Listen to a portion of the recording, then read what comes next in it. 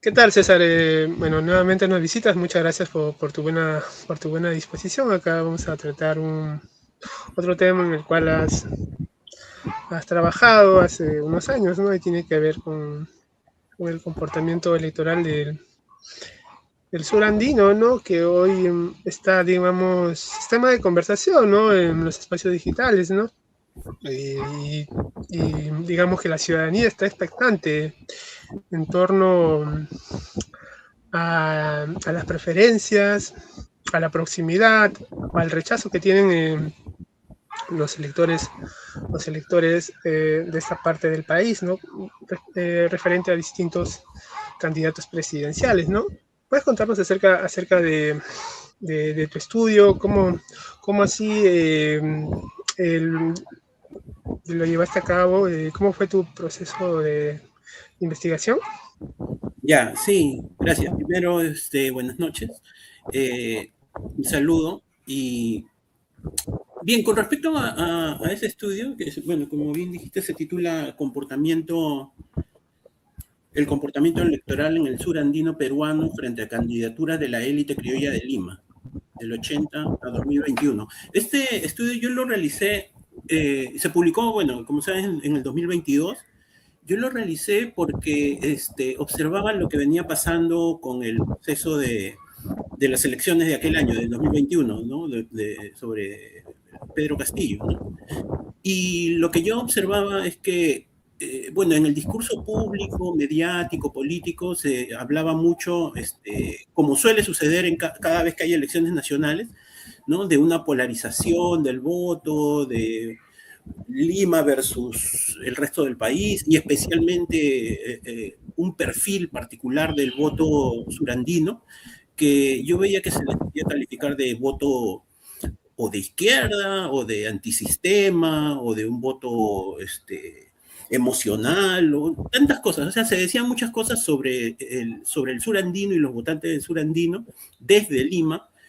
Y otra cosa que yo notaba era que cuando se hablaba de esto, de las diferencias raciales y étnicas, ¿no? De las diferencias de clase eh, y etnicidad, muchas veces se tocaba el tema como si fuera un asunto de época electoral, ¿no? Como si no fuera una cuestión estructural de la sociedad peruana. O sea, siempre esas diferencias, esas grandes diferencias sociales están ahí permanentes, solo que parece que mucha gente se fija en eso únicamente cuando hay elecciones y cuando surgen los actos de discriminación, de racismo, expresiones contra los votantes, no solo del sur andino, ¿no? De muchas partes del país, o sea, especialmente quienes no sé, se orientaban a votar por Pedro Castillo, se les terruqueaba, o por cualquier otro candidato que no fuera Keiko Fujimori, porque recordemos que en esas elecciones hubo una ola mediática en favor de Keiko Fujimori, ¿no? Recuerden las calles de Lima y los medios en Lima estaban todos volcados a favor de Keiko Fujimori. Entonces, y por contraste a los votantes de cualquier otro candidato o por lo menos se les terruqueaba o si no se les trataba de tontos, de antisistema, de izquierdistas, etcétera. Entonces, como yo veía que ese discurso encendido de época electoral, en realidad, algunos analistas lo interpretaban como una cuestión que afloraba justamente por elecciones, pero yo decía, no, para mí, esto es algo que está como una cuestión permanente, ¿no? Y entonces dije, voy a ver cómo es que votan históricamente, ¿no? Las poblaciones del Perú y especialmente del sur andino. Entonces yo procesé datos de 40 años de elecciones, o sea, desde el año 80 hasta el 2021, pero datos a nivel provincial, ¿ya? Eran algo más de 18.000 resultados electorales a nivel provincial para ver cómo y por quién y por quién votan los electores y por quiénes no votan, ¿no? Especialmente por quienes no votan.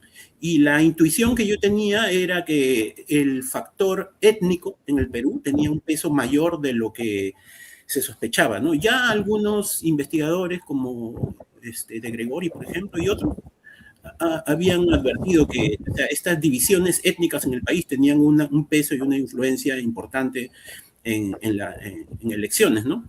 Bueno, esto, algunas personas quizás lo toman, o sea, esto es algo que se sabe, pero no se acepta del todo, ¿no? Hay círculos académicos o mediáticos y políticos donde el solo hecho de poner por delante el tema de las diferencias étnicas y de clases es como anatema, ¿no? Es algo sobre lo que no se debería hablar o cosas así, ¿no? Bueno, yo me lancé a estudiar eso y la intuición, repito, que tenía era que la diferencia étnico-cultural tenía un peso importante en las decisiones electorales, especialmente porque en el Perú el voto, la estructura del voto no es del tipo programático o ideológico, sobre todo. ¿Ya? El voto en el Perú desde hace ya varias décadas es un voto que se dirige a personas, a candidatos específicos, ni siquiera partidos. O sea, no es voto por partido, no es voto ideológico, no es voto por programas,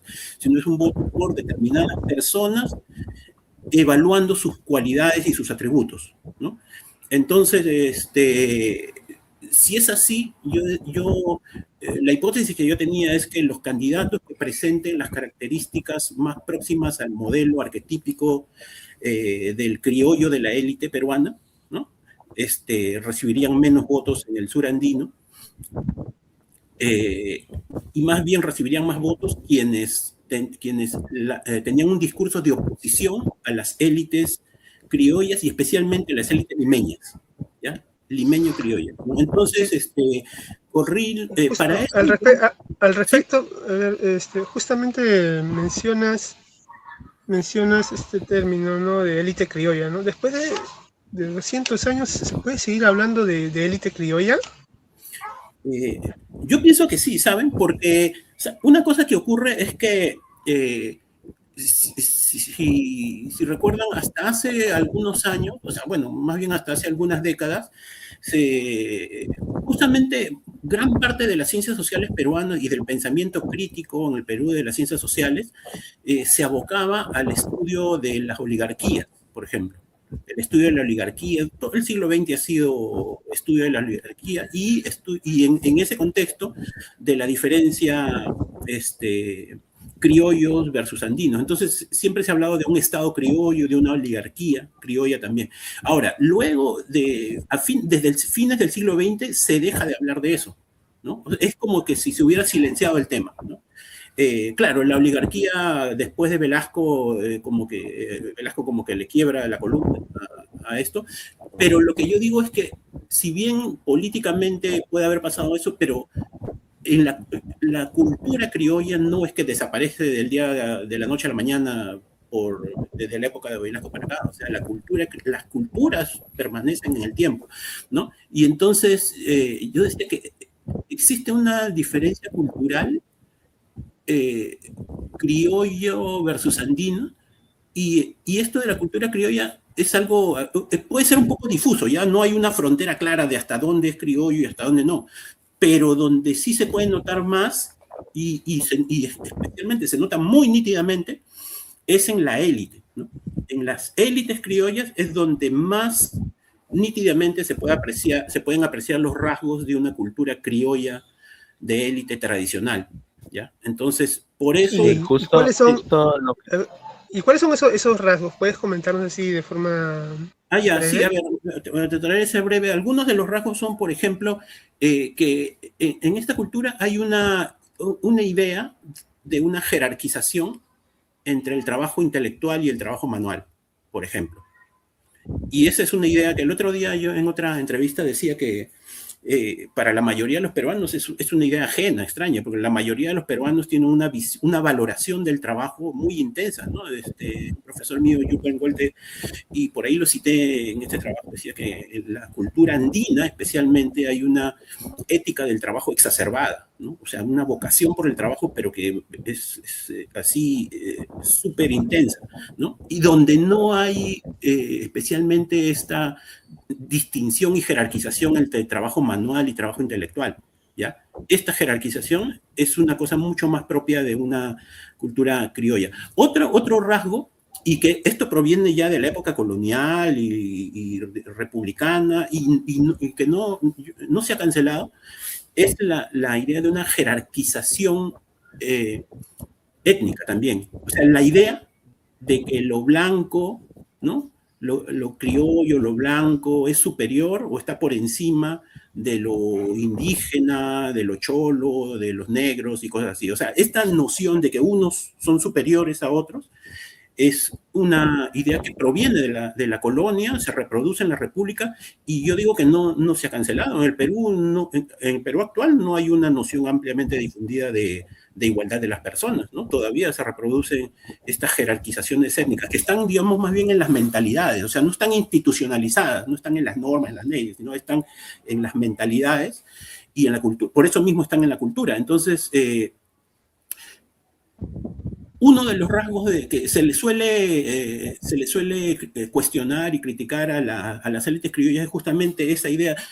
Miren, se nota más en lo que se llama el pituco, ¿no? Por eso yo desarrollo una parte en mi trabajo, digo algo sobre el pituco. ¿Quién es el pituco en el Perú? El pituco es alguien que se cree superior a otros, ¿no? Por eso decía de Gregori que el pituco en el Perú en realidad es el criollo de élite que se cree superior a otros. O sea, es como la misma cultura que se reproduce, solo que ahora ya no se le dice criollo, pues se le dice pituco, o se le dice de alguna otra forma, ¿no? O se le dice blancos, ¿no? Pero no es exactamente lo mismo, ¿ya? Porque no cualquier blanco con plata es pituco, sino son ciertos grupos, especialmente algunos que están arraigados o que tradiciones familiares, tradiciones culturales, ¿no? Que los llevan a pensarse superiores a otros, ¿no? Entonces, eso también es un rasgo cultural, ¿ya? Es un rasgo cultural. Y y yo diría que el más importante es bueno, que viene de la mano con esta jerarquización entre trabajo intelectual y trabajo manual, es la muy intensa orientación hacia actividades burocráticas o actividades rentistas, burocráticas o administrativas de ese tipo, ¿no? Entonces, bueno, y esto puede ser en el sector, en el Estado o en el sector privado también, ¿no? Por ejemplo, una burocracia desde época colonial, una hacienda es un tipo de burocracia que uno puede explotar de forma rentista, ¿no? Pero también un ministerio. Y así, ¿no? O sea, la orientación hacia este tipo de trabajo. Entonces yo exploré cuáles de los candidatos desde las elecciones del 80 para acá se ajustan más a ese arquetipo, ¿no? Y los clasifiqué, y a todos los que podía yo clasificar como personas de la élite criolla, con tales tipos de tradiciones familiares y culturales, ¿no? Los categoricé como criollos de la élite y también de Lima, ¿no? Separé esa variable de que sean de Lima. Entonces, y vi cómo vota la gente por ellos, y por eso pude medir, ¿no? Como que los candidatos que tienen estas características que los vinculan con una élite criolla limeña reciben poquísimos votos en el sur andino, ¿no? Y poquísimos. Y más bien en el sur andino se vota mucho más por quienes tienen una propuesta de oposición a la élite criolla limeño, ¿no? Y entonces ese efecto, el efecto de la etnicidad era, digamos, de la variable étnica, era clarísima en todos los departamentos bueno, el que se suele llamar el sur andino, que antes se le decía la Mancha India, ¿no? El sur andino, bueno, Cusco, Huancavelica, Puno, ¿no? Apurímac, claro, y Ayacucho, ¿no? Claro, esas etnia chanca, aymara, quechua, ¿no? Por así decirlo, Sí, hay un el sur conglomerado, andino, ¿no? como Sí, mencionas. sí, Sí, y que no es lo mismo tampoco con el norte de los Andes, ¿no? Lo que sí me he dado cuenta es un poco de que al sur andino se lo trata un poco como rebelde o incluso se los terruquea, etcétera. Y al norte andino que no vota por las élites limeñas se les trata como ignorantes, quizás, ¿no? Hay esa distinción, pero siempre desde el punto de vista, como mencionas, limeño, colonial, etcétera, ese discurso también dominante en los medios de comunicación. Cuando mencionas lo de la colonia y todo esto, me hace recordar a Salazar Bondi, ¿no? En Lima lo horrible, ¿no?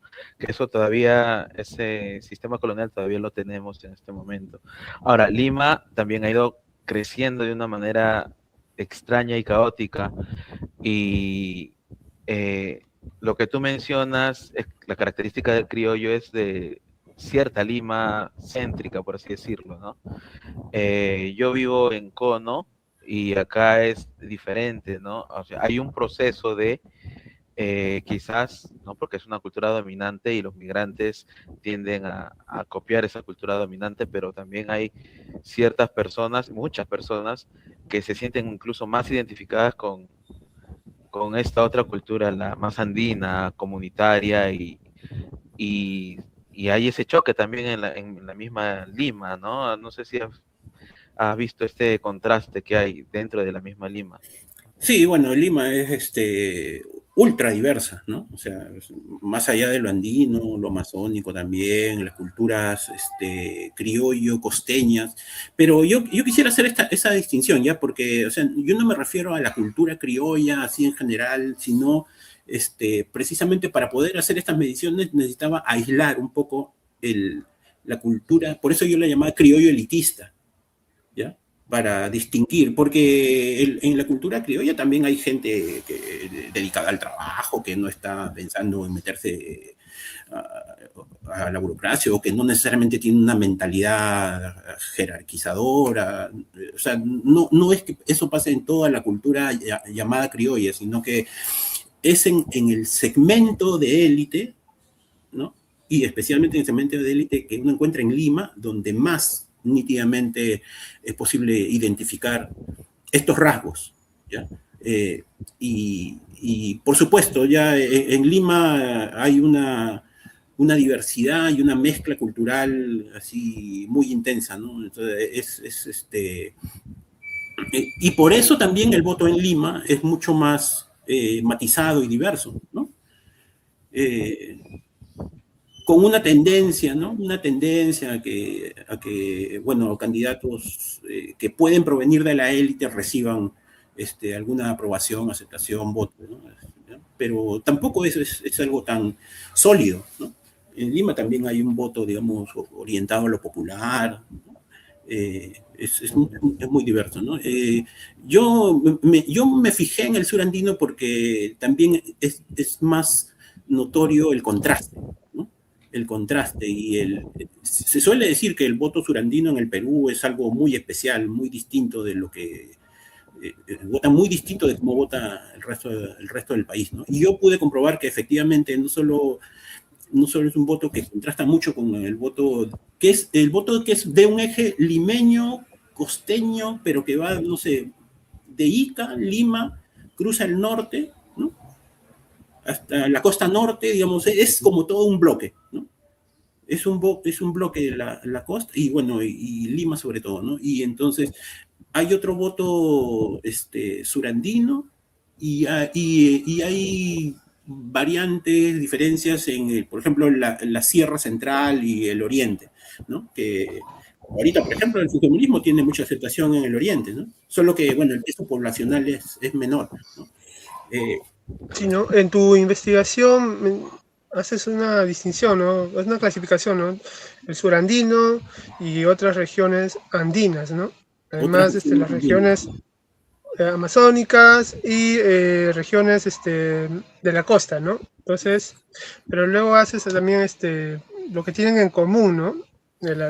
Que hay poblaciones indígenas o poblaciones andinas, quechuas, aymaras, y de acuerdo al porcentaje de estas poblaciones se va a evidenciar cuánto apoyo o rechazo hay hacia estas candidaturas, ¿no? Bueno, eso es lo que estás viendo en parte, ¿no? Un dato que me pareció muy interesante, o sea, no solamente yo medía, digamos, por la procedencia del voto, sino que incluso dentro de este sector, ¿no? Surandino, de este territorio, esta demarcación regional, dentro de ese territorio, quienes hablan una lengua indígena, que puede ser quechua o aymara, entre ellos, en esta subpoblación, el efecto de la etnicidad del candidato, la etnicidad criolla de élite en el candidato, es mucho mayor, es mucho más alta, ¿no? Entonces, por eso se nota más que la cuestión étnica está atravesada ahí, ¿no? Porque si no... Sí, justamente quería preguntar, ¿no? O sea, tú hablas de etnicidad, ¿no? Digamos, ¿Cuál es el rol de la etnicidad de los candidatos, ¿no? Que postulan, ¿no? a la presidencia, ¿no? ¿Qué tan gravitante es la etnicidad entre los votantes, ¿no? Para apoyar o no a un determinado candidato, ¿no? Sí, bueno, partiendo un poco de las conclusiones de aquel estudio, hay un par de conceptos. Uno de ellos es el de, bueno, un autor Madrid que proponía esta idea de una proximidad étnica, ¿no? O sea, es posible, no, pero no solo es posible, este autor lo midió y lo comprobó años atrás, ¿no? En las elecciones de Toledo, por Fujimori, que la orientación del voto por una proximidad étnica se manifiesta en el hecho de que uno puede votar por alguien que siente étnicamente próximo, ¿ya? Y por contraste, a quien uno ve como étnicamente lejano u opuesto, por ese no vota. Ahora, si yo no tengo a alguien étnicamente próximo, ¿no? O sea, no, perdón, si no tengo a alguien de mi propia etnia, puedo votar por alguien étnicamente próximo. O por alguien que, si yo veo, bueno, y esto es teoría nada más, ¿ya? O sea, si yo veo a alguien de una etnia a quien yo le guardo resentimiento, entonces yo puedo votar por alguien que se opone a esa etnia, ¿no? O sea, es como es la mecánica del llamado voto étnico, ¿no? En la teoría del comportamiento electoral, ¿no? Y entonces, no solo hay estudios que lo han visto acá en el Perú, sino que en mi propio estudio yo encontré eso, ¿no? O sea, lo mismo, la misma mecánica, ¿no? Del voto por una proximidad étnica o un voto contra una determinada etnia, ¿no? Así que, sí, es interesante, por ejemplo, que era muy interesante el caso de Belaúnde, por ejemplo, en los años 80, ¿no? Porque Belaúnde, si bien es un candidato criollo de la élite, pero él no es limeño, él proviene de la élite huanuqueña por la mamá, arequipeña por el papá. Cuando la primera vez que postuló acá, él, en Lima, la oligarquía limeña lo tachaba a él de comunista, o sea, lo terruqueaban, ¿no? O sea, el terruqueo de esa época era terruquear a Belaúnde, ¿no? Y Belaúnde sí tuvo una gran votación en esos años, ¿no? Y cuando yo decía la distinción entre candidatos que pueden ser de la élite, incluso criollos, pero que no son de Lima, ellos sí pueden tener algún tipo de aceptación, digamos, lo que ha pasado históricamente, no digo lo que puede pasar, sino lo que ha pasado históricamente es que candidatos que no son de la élite criolla de Lima han recibido algún apoyo, ¿no? A veces más, a veces menos, en el sur andino. A diferencia de lo que pasa con los candidatos propiamente limeños de esta élite, ¿no? Así que esa tendencia. En el estudio, en el artículo mencionabas a Fujimori, bueno, desde Fujimori hasta Cerrón, ¿no? El sur andino siempre ha votado por personajes, como mencionas, si no es de la propia etnia que se opone al lo limeño, ¿no? Las culturas, ¿crees tú que esas culturas son quizás un poco irreconciliables o son muy distintas? Hay un contraste muy fuerte como para que haya esa especie de voto, y no solo es voto, sino también las marchas, etcétera, ¿no? Las decisiones políticas en sí, ¿no? Siempre hay ese choque entre lo limeño y lo del sur andino, sobre todo en el sur, ¿no? No tanto en otros sitios. Eso es histórico incluso también, ¿no? Sí, bueno, la diferencia y el contraste se aprecia mucho más en los extremos. Con los extremos me refiero a que mientras más encaja un candidato en el arquetipo histórico, cultural de una etnia criolla elitista, ese es el extremo, y el otro extremo es, por ejemplo, el indígena quechohablante o aymara hablante, ¿no? O sea, en esos dos extremos el efecto del voto étnico es mucho mayor. O sea, cómo vota. Yo lo medía por ver las provincias que tienen más proporción de quechua hablantes y aymara hablantes. Y hay provincias donde la proporción es de 80, 90%. ¿Ya? En esas provincias el voto por candidatos criollos de la élite es casi insignificante, ínfimo. ¿Ya? En esas provincias. Mientras que en otras provincias donde la proporción, no sé, 50-50, ¿no? De quechua hablantes y castellano hablantes, de lengua materna, entonces ahí se va atenuando el efecto, ¿no? De la diferencia étnica. Entonces, con ese indicador de las lenguas también se podía notar eso. ¿Ya? Por supuesto, hay, como digo, no son cortes, ¿no? Claro, o sea, ¿dónde termina la cultura criolla y empieza la andina? Eso no es nada sencillo de decir, ¿no? Por eso justamente yo escogí trabajar con el extremo, ¿no? El extremo de la élite versus las poblaciones del sur andino. Acá tenemos un cuadro donde has elaborado, ¿no? ¿Cuánto apoyo tienen las candidaturas de la élite criolla, ¿no? Desde 1980 hasta la actualidad, ¿no? Es increíble que en 1980 los candidatos hayan tenido solamente un porcentaje de apoyo en promedio, ¿no? En el sur andino. Sí. Y bueno, en cambio en la costa ha sido 2.43. Y bueno, pues este voto ha ido incrementándose en la medida que también ha aumentado la población electoral, ¿no? En 1985 el apoyo que han tenido en el sur andino es en promedio de 2.663% de porcentaje, ¿no? Y así vamos hasta el 2021, donde en promedio han tenido 1.16% de apoyo. Entonces, digamos, se puede colegir que este respaldo del sur andino hacia las candidaturas que son percibidas como parte de la élite criolla va a permanecer, ¿no? Va a continuar. A ver, sí, es difícil hacer predicciones, pero la tendencia es muy clara. Hay otra tabla que es una medición de correlaciones, de regresión logística, unos procedimientos estadísticos donde yo encontraba más bien que este escaso voto por candidaturas de la élite criolla es algo que se va acentuando con las épocas. O sea, desde los 80, 90 para adelante. O sea, este efecto que yo encontraba de la etnicidad se va intensificando. Es decir, cada vez se vota menos por candidatos de la élite criolla. En realidad, si uno mide todos los 40 años, yo diría, todos los candidatos de la élite criolla han recibido un escasísimo apoyo en general en el país. Pero ese apoyo bajo ha sido mucho más bajo todavía en el sur andino. Entonces, pero esa tendencia se acentúa década tras década. Y entonces la elección del año 2021 con Pedro Castillo es donde menos apoyo recibieron los candidatos de la élite criolla históricamente, en los 40 años. ¿Ya?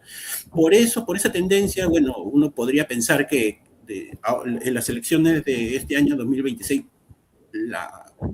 la figura puede repetirse y quizás intensificarse, porque, bueno, hay algunos indicadores de que les podría ir peor todavía. Uno de esos indicadores es lo que se ha venido observando en los últimos, de 5 años, tal vez, de un rechazo a lo que se suele decir el caviarismo o a los caviares, ¿ya?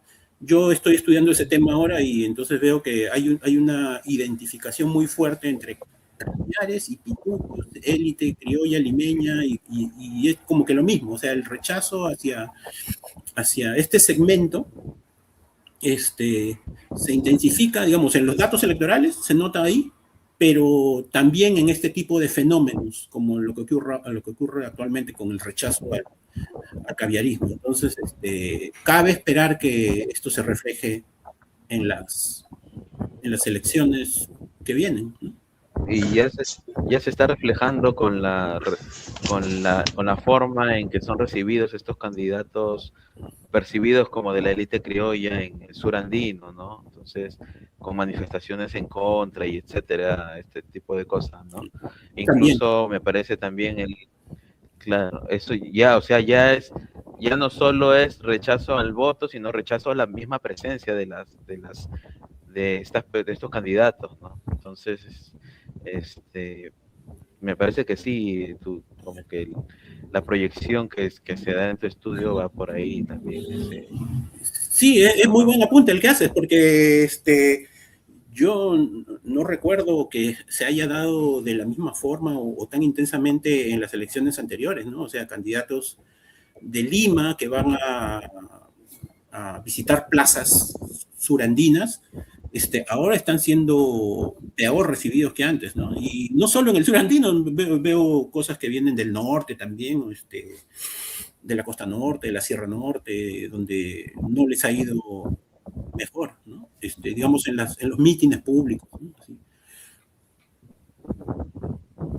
Sí, otra cosa que también has investigado es acerca de qué candidaturas son percibidas como anti-elitistas, ¿no? Bueno, pues de la cultura criolla, ¿no? Entonces, la tarea estaría en las presentes elecciones saber, ¿no? Cómo los votantes andinos o los electores andinos, a qué candidaturas las identifican, ¿no? Como parte de candidaturas antiélites, ¿no? Sí, y bueno, eso es algo que no sé si algunos han explotado más que otros ese tema. Porque, a ver, en los casos que yo estudié eran muy específicos, ¿no? Eran Fujimori en el 90, luego Humala en el 2006 y 2010, ¿no? 11, ¿no? 2006 y 2011, y luego Pedro Castillo en el 2021, que eran 4 casos y recogí todas las votaciones que habían obtenido ellos, y era también, o sea, muy a tono con los otros resultados que tenía. Ya, y entonces justamente miren lo que pasó con Fujimori, o sea, Fujimori explotó esa división étnica en el país.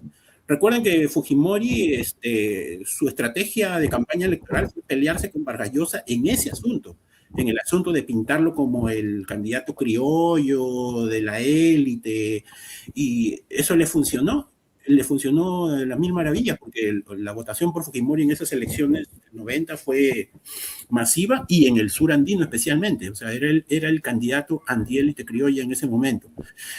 Nada distinto bueno, Toledo también, ¿no? Toledo, Humala, en sus 2 versiones, ¿no? Y después Pedro Castillo.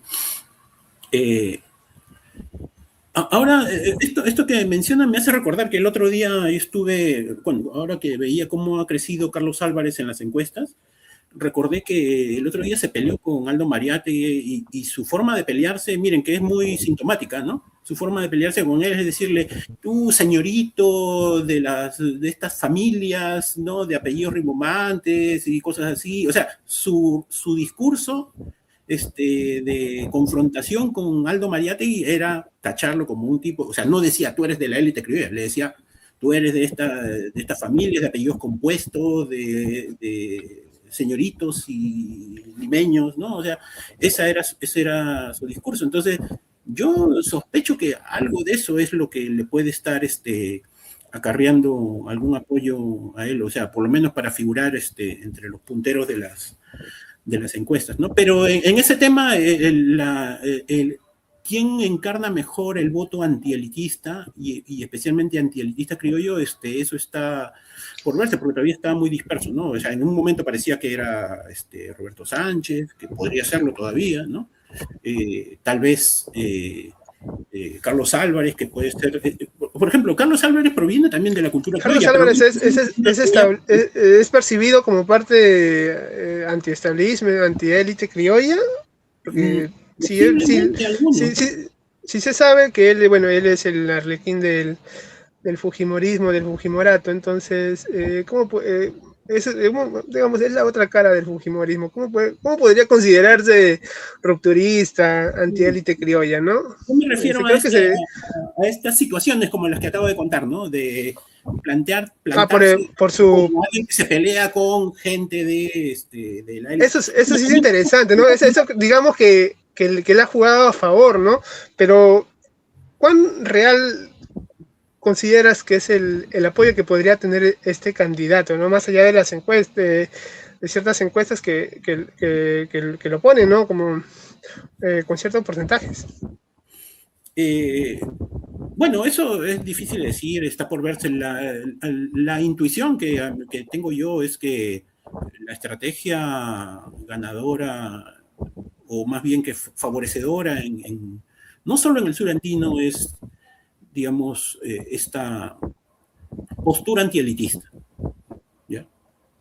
Viendo cómo han evolucionado 40 años de elecciones, el, el posicionamiento antiélite es algo que ha funcionado. Bueno, acabo de mencionar los casos de Fujimori, los casos de Humala, de Toledo, de Castillo, o sea, es algo como que la fórmula... Incluso Alan García, ¿no? Incluso Alan García, cuando siendo de la élite criolla, se opuso a Lourdes Flores y la llamó la candidata de los ricos y todo eso, y un poco que también explotó ese discurso, ¿no? Claro, porque el APRA originalmente, digamos, es un partido de la clase media, ¿no? Es de la clase media criolla, ¿no? Pero es un partido de este sector que luego, ya, por supuesto, Alan García luego escaló, ya él podría ser calificado como de la élite criolla, el último Alan García, ¿no? Al final, pero él provenía de la clase media. Tú haces dos distinciones, ¿no? El Alan García de la primera elección y cuando postuló el 2001 y el 2006, ¿no? Es este contraste, ¿no? Que en un inicio no era concebido como parte de la élite criolla y en la segunda sí, pues, ¿no? Pero ahora que quería hacerte también para que hagas este juicio, ¿no? Con respecto a Cerrón, porque también lo mencionas en la investigación, lo mencionas como un dirigente izquierdista, ¿no? De provincia, con respecto a las elecciones de 2021, ¿no? Así se presentó y él era candidato a la vicepresidencia.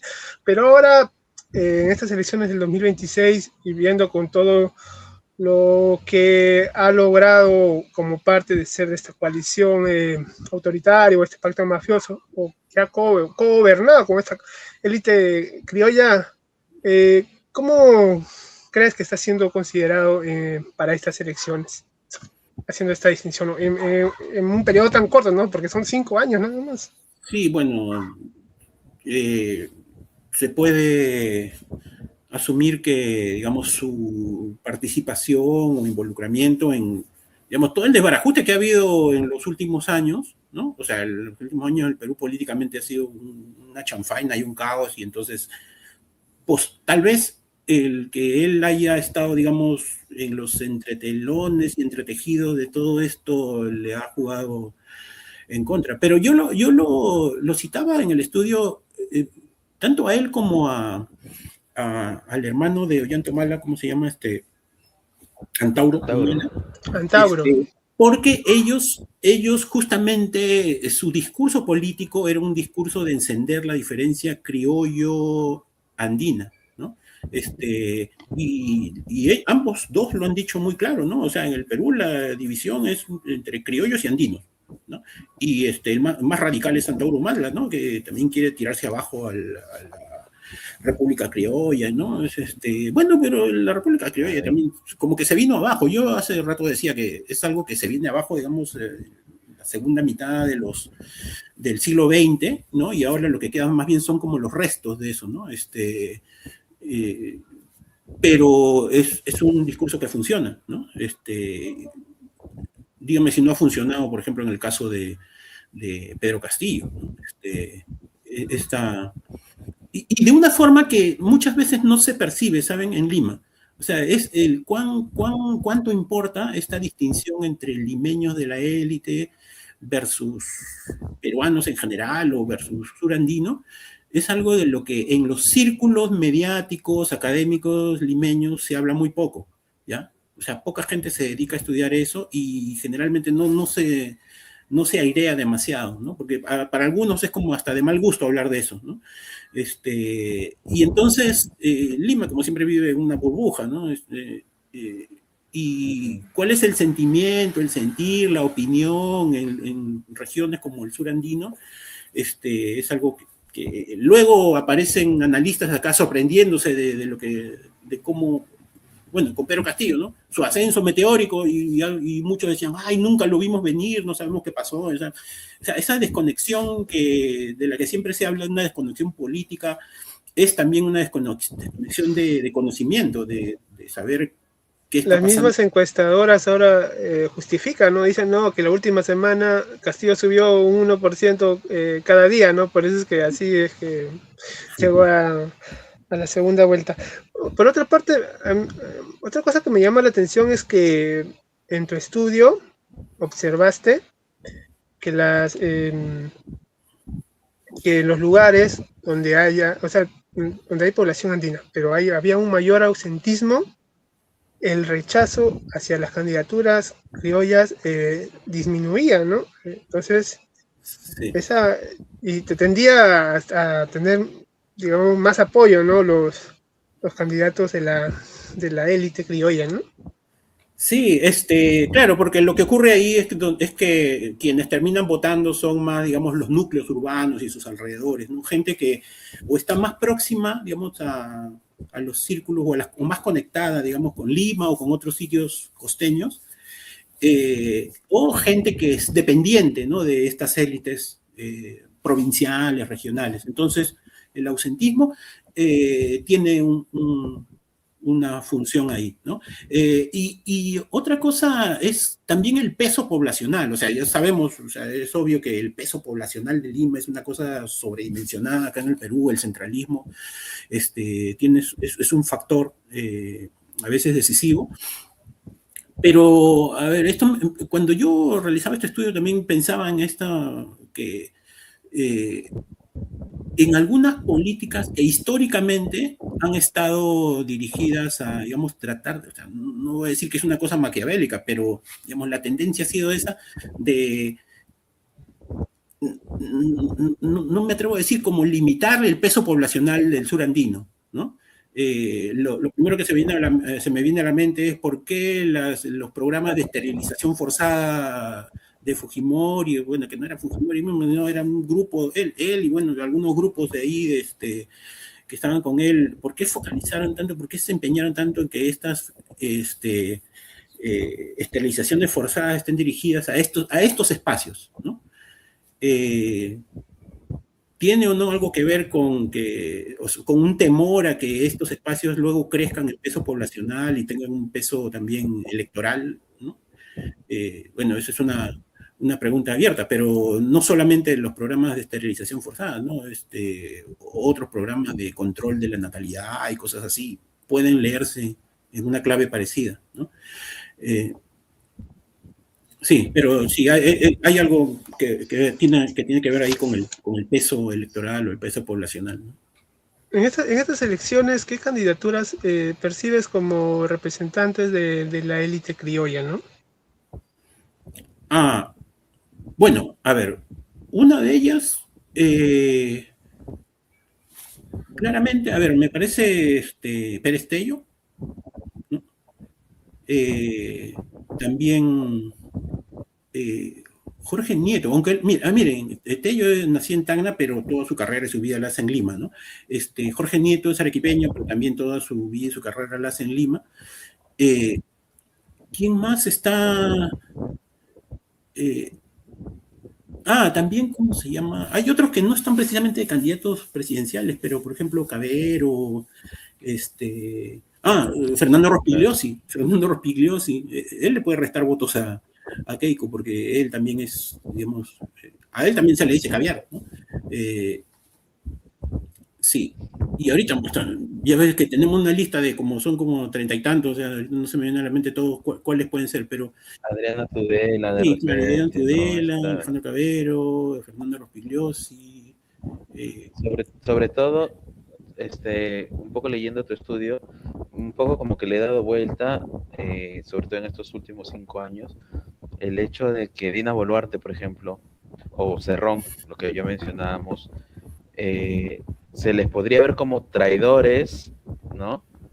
Que se han aliado a la clase criolla o a la clase limeña, por así decirlo, ¿no? Más peor torpemente Dina Boluarte con sus frases de como Puno no es el Perú o cosas así,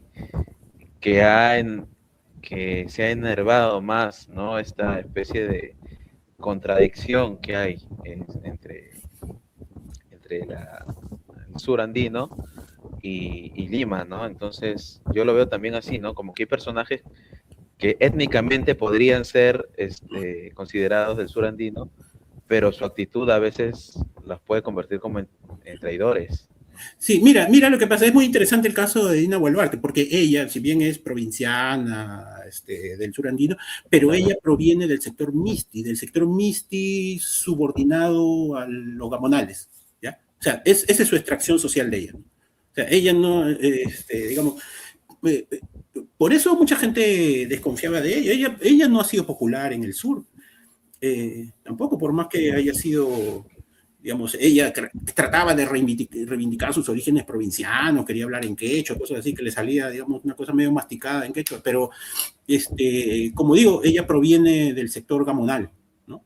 Bien decía Mariátegui que el gamonalismo no son los gamonales solamente, propiamente dicho, las cabezas gamonales, sino el gamonalismo implica todos sus servidores, sus tinterillos, sus redes, claro, ¿no? O sea, todo eso es el gamonalismo. Entonces, ella, digamos, su tradición familiar, digamos, es esa, ¿no? De gente que ha estado ligada al mundo de los gamonales. Y por eso también, miren cómo encajan las cosas, ¿no? Su postura frente a las poblaciones indígenas es la postura, digamos, una de mirar de arriba para abajo, ¿no? O sea, de ser déspota, y así se le percibía también, ¿no? Como una mujer déspota. O sea, es la, digamos, cultura gamonal. Entonces, no solamente es este contraste cultural entre el sur andino y Lima, sino dentro del sur andino también tiene sus propias relaciones de poder, claro, y ese tipo de cosas.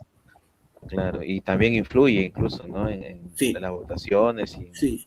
Y miren, una cosa antes que se me vaya, yo hace un rato me preguntaron sobre quiénes son los candidatos actualmente de la élite criolla, y yo nombraba algunos porque como parte de mi estudio actual sobre el caviarismo, yo busco sus antecedentes, ¿no? Para ver, por ejemplo, los orígenes sociales y si encajan o no en una definición operativa de élite criolla, y todos ellos que he mencionado son descendientes de conquistadores, ¿no? Así directos de sangre, ¿no? De conquistadores del siglo XVI, ¿no? Fernando Rospigliosi, Jorge Nieto, Perestello, Cabero, y varios más que por ahí. Tengo una base de datos como 50 personajes públicos a quienes se les dice caviares, y lo que más tienen en común es ser descendientes de muchos conquistadores, ¿no? O sea, no de un conquistador, sino de un montón. Cada quien es un grueso número de conquistadores, porque son familias que se entremezclan y se reproducen. La siguiente generación se casan los primos cruzados, primos paralelos, o sea, es una mezcolanza total que también de esa forma es que se reproduce la cultura, ¿no? La cultura criolla se reproduce, digamos, mediante estas relaciones de vínculos y lealtades familiares, así que un poco endogámicas también. Muy endogámicas. Sí, para ir terminando, ¿no? Como has mencionado, ¿no? Tu estudio de la élite criolla guarda relación tanto con tu investigación sobre las argollas, y ahora estás investigando el caviarismo, ¿no? ¿Cuándo podrías, para cuándo estará lista tu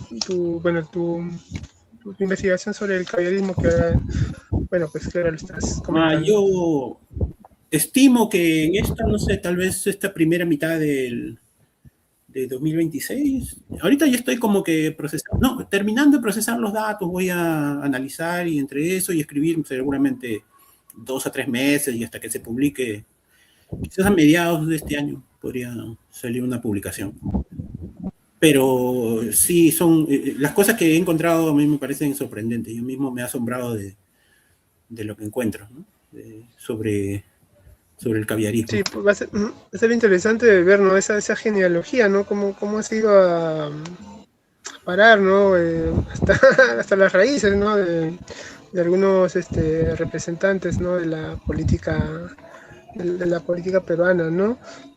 Muchas gracias, César, por hablarnos, ¿no? Por comentarnos, ¿no? Tus hallazgos, ¿no? Acerca de las preferencias y el comportamiento electoral de el sur andino, ¿no?